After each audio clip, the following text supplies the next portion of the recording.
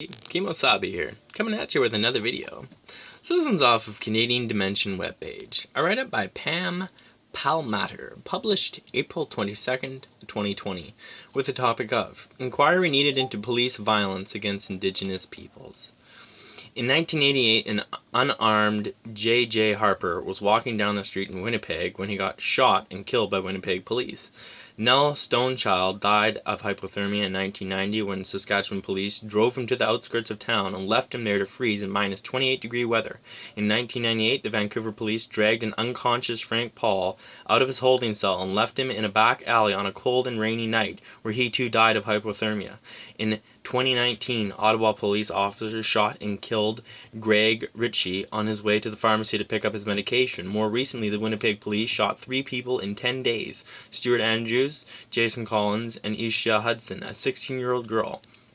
The one thing of all these victims had in common, they were Indigenous. Police racism, abuse, and violence toward Indigenous peoples is a long-standing public safety crisis that has gone unaddressed in Canada. The statistics are shocking. The CBC spent 6 months conducting an analysis of fatalities caused by police officers from 2000 to 2017, which showed that the fatalities are increasing steadily. Indigenous peoples are grossly overrepresented in deaths by police officers. In Saskatchewan, Indigenous peoples are 15% of the population, but represent 62% of the deaths by police. In Manitoba, they are 16% of the population, but 50% of the deaths by police. In places like Winnipeg, Indigenous people are only 10% of the population, but more than 64% of those killed by police officers. To say that there is a problem would be a gross understatement. The root of the problem lies in decades of genocidal laws, policies, and practices by governments and their agencies against Indigenous peoples. From the very first encounters with the Northwest Mounted Police, who used food rations to extort sex from young Indigenous girls, to the RCMP apprehending children to put in residential schools, where many were abused, tortured, and died, the police have been at the heart of the colonization in Canada. Sadly, their role has not changed. Police officers are at the front lines acting as armed guards, ensuring that the extractive industry and governments can continue to use Indigenous lands and resources regardless of the constitutionally protected Aboriginal treaty or land rights. Add to this the intergenerational trauma inflicted by Canada's genocidal policies, starvation policies, underfunded social programs like food, water, housing, education, and healthcare, forced sterilizations, residential schools, the 60s scoop forced adoptions, over-incarceration, the humanitarian crisis of First Nations children in foster care, and the thousands of abused, exploited, disappeared, and murdered Indigenous women and girls, sometimes at the hands of the police, and it becomes apparent how Indigenous people becomes target of the police racism and violence as they try to navigate the poverty and oppression. It should be no shock that 1 in 5 of Indigenous people in prison were impacted by residential schools, or that 2 in 3 were impacted by child welfare system. Indigenous peoples represent 30% of the federal prisoners, Indigenous women represent 42%, and Indigenous youth represent more than 50%, but provincial levels are much higher for all groups. To make matters worse, there is little disincentive for police not to kill Indigenous people during their interactions. Of the 461 cases involving death by police in the CBC study, only 18 cases saw charges laid against an officer, and of those only 2 convictions to date. In other words, less than 0.004% of the police officers have been held accountable, but we know all this. Federal and provincial governments have known for decades that there is a public safety crisis for Indigenous peoples and have failed to take the substantive steps required to change it.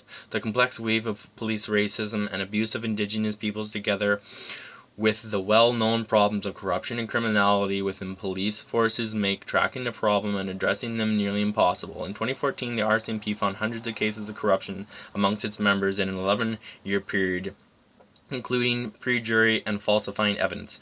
Police corruption, together with the impenetrable blue wall erected by police unions, means holding racist and violent officers to account is nearly impossible. Police policing the police simply doesn't work, and Indigenous peoples should not pay for these public safety failures by governments with their lives.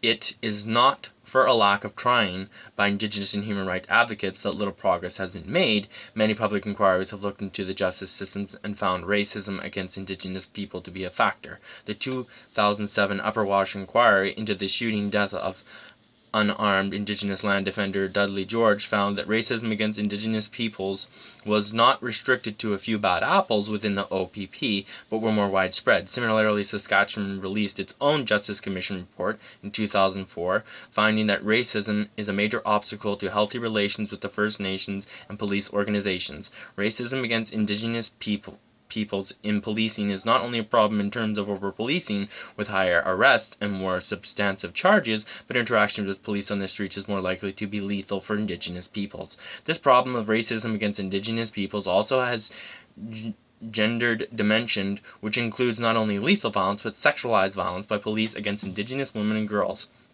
Human Rights Watch documented numerous reports of RCMP officers sexually assaulting Indigenous women in BC. They also documented sexual assaults and harassments of Indigenous women during strip searches by men of Indigenous women in police custody in Saskatchewan. In Val-d'Or, Quebec, no charges laid against officers for reports of driving Indigenous women out of town and sexually assaulting them. Indigenous women and human rights experts advocated strenuously to include a review of the sexualized violence in policing in the National Inquiry into Murdered and Missing Indigenous Women and Girls. But a review of police as perpetrators was specifically excluded from the terms of reference. Indigenous women have been left with nowhere to turn when the police are the perps. This has led to the United Nations Special Rapporteur on Violence Against Women, Causes and Consequences to call on Canada to support an external review conjointly with civil society and Indigenous communities of the disproportionate levels of racism, abuse and violence towards Indigenous women and girls by police and correctional officers, with a review to implement preventative measures and enforcing institutional accountability on a concept of zero tolerance for excessive use of force and sexual harassment or assault.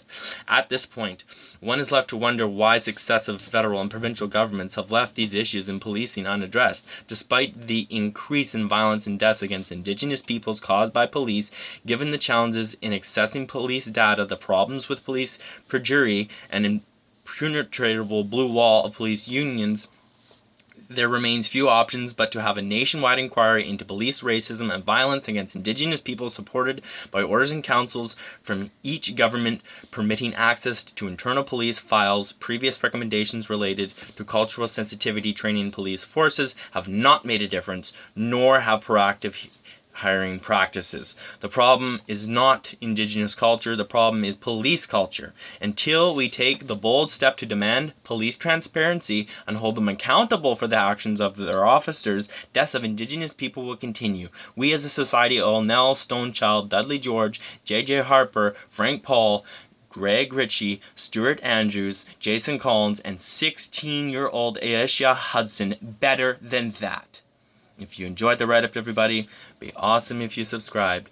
Great if you hit that like button. And we'll see you in the next one, everybody. A side note, Palmater is a Kemo citizen and member of the Ella River Bar First Nation in northern New Brunswick. She is a longtime CD columnist and has been a practicing lawyer for 20 years. Currently, Pam is a professor and the chair in Indigenous Governments of Reversing University. Thanks a lot, everybody. Bye.